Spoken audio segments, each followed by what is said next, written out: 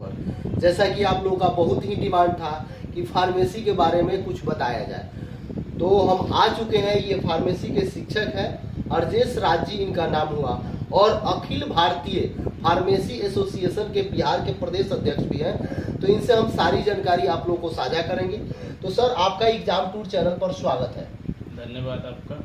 Sir, इसको आप एक प्रश्न बताइए, क्योंकि बहुत सारे बच्चे बार बार कमेंट कर रहे थे, तो ये कौन व्यक्ति कर सकता है और किस तरीका से, उसका क्या होना चाहिए डिग्री, ये आप बता दीजिए। देखिए, फार्मेसी में बेसिकली इंटरमीडिएट के बाद 3 कोर्सेज होते हैं, और फार्मेसी में एडमिशन लेने के लिए आपको इंटरमीडिएट में साइंस होना जरूरी है।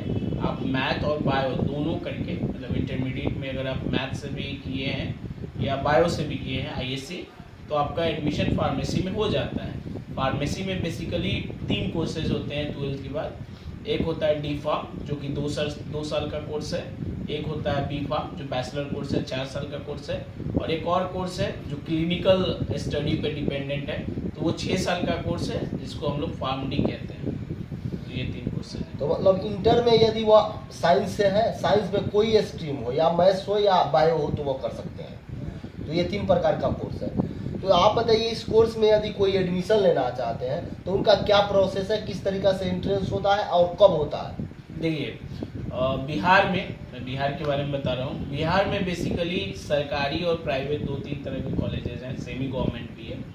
तो जितने भी सरकारी कॉलेजेस हैं, उसमें एडमिशन के लिए आपको BCEC का एग्ज़ाम देना होता है, जो कि कंबाइंड एंट्रेंस एग्ज़ाम होता है। पहले मेडिकल इंजीनियरिंग में भी एडमिशन इसी एग्ज़ाम से होता था, और अभी भी एग्रीकल्चर, फार्मेसी और भी जो पैरामेडिकल जो बैचलर कोर्सेज है, उसमें BCEC के एग्ज़ाम्स होता है। और डिप्लोमा जो डी फार्मा है, उसमें एडमिशन के लिए आपको सरकारी कॉलेज में DCEC का एग्ज़ाम देना होता है। उसके बाद काउंसलिंग होती है, अच्छे रैंक होते हैं तो एडमिशन होता है। और प्राइवेट कॉलेजेस खुद का अपना एंट्रेंस एग्ज़ाम लेती है, उसके बाद वो अपना एडमिशन लेती है।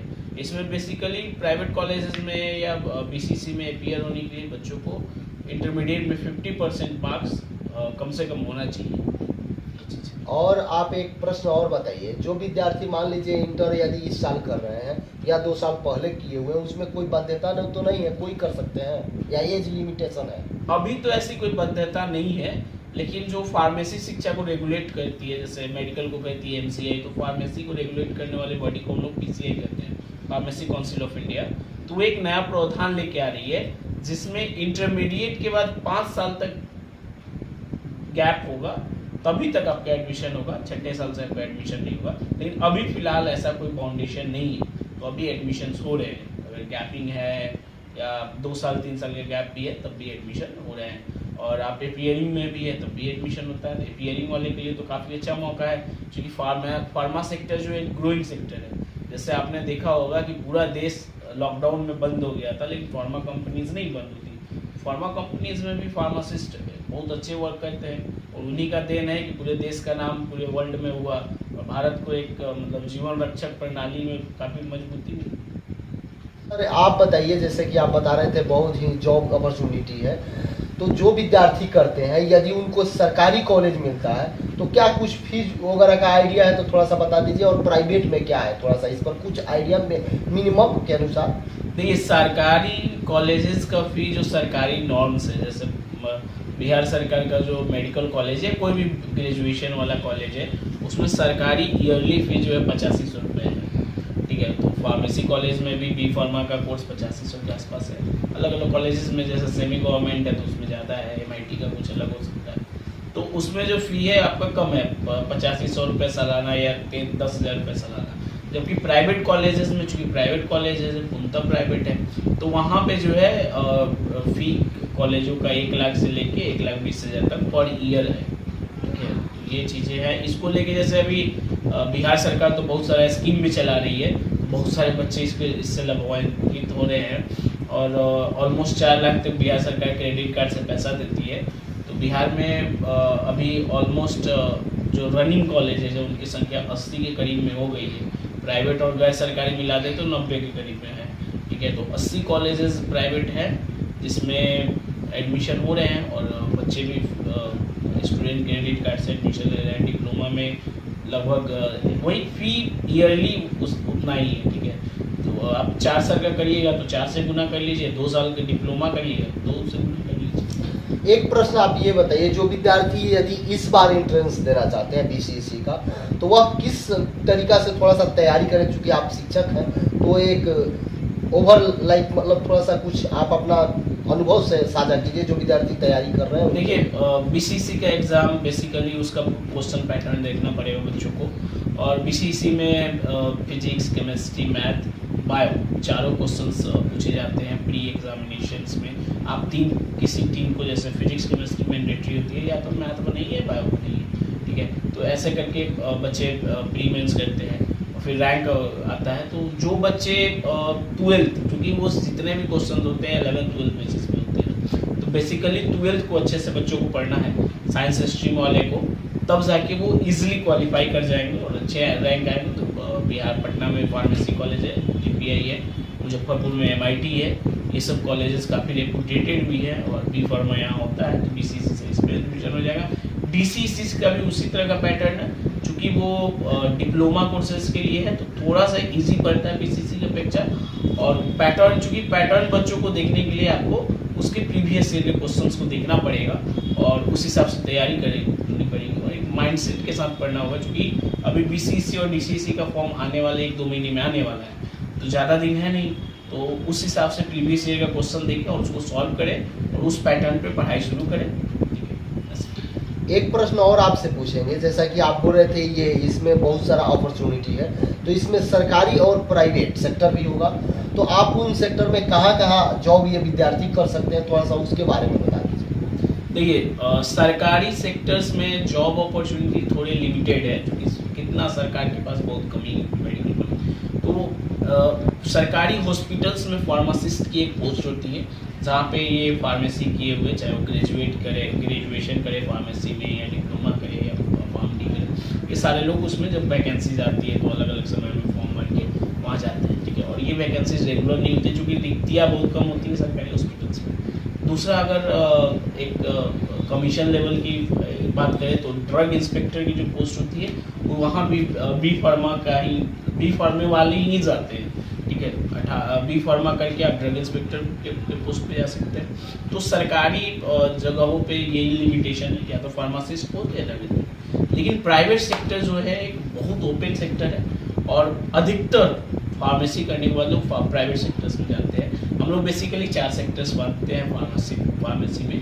पहला, हॉस्पिटल, प्राइवेट हॉस्पिटल, जितने भी हॉस्पिटल्स हैं, जितने भी मल्टी स्पेशलिटी हॉस्पिटल्स है, या जितने भी कॉर्पोरेट हॉस्पिटल्स है, वहाँ पे फार्मासिस्ट की बहाली आती है, ठीक है।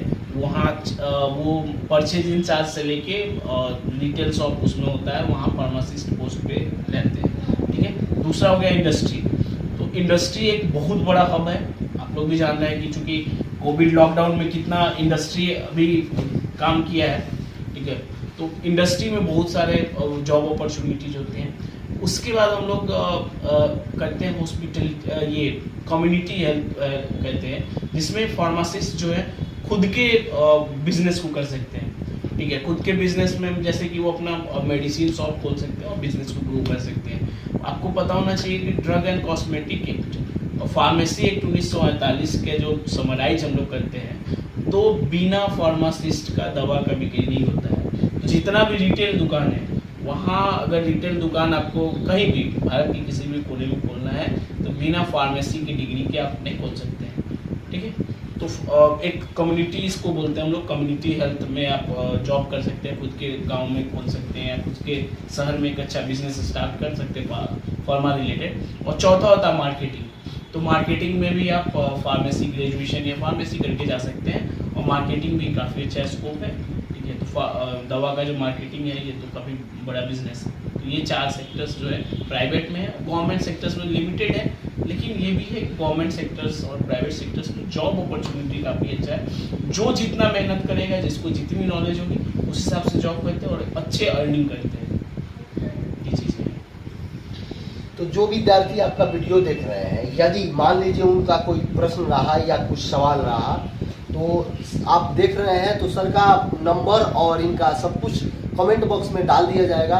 यदि आपका कोई भी इसके अलावा भी कोई प्रश्न हो कि तैयारी कैसे करें या किस प्रकार से कॉलेज वगैरह चूज करें जो अब आपका रिजल्ट आ जाए, तो सर से हम बार बार मिलते रहेंगे।